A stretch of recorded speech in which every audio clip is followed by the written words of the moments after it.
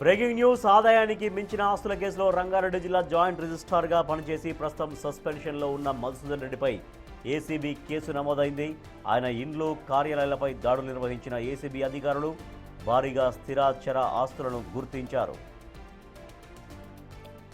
మధుసూదన్ రెడ్డి మద్యం వ్యాపారంలో ఏఆర్కే స్పిరిట్స్లో 80 లక్షల రూపాయల పెట్టుబడులు పెట్టినట్లు గుర్తించారు.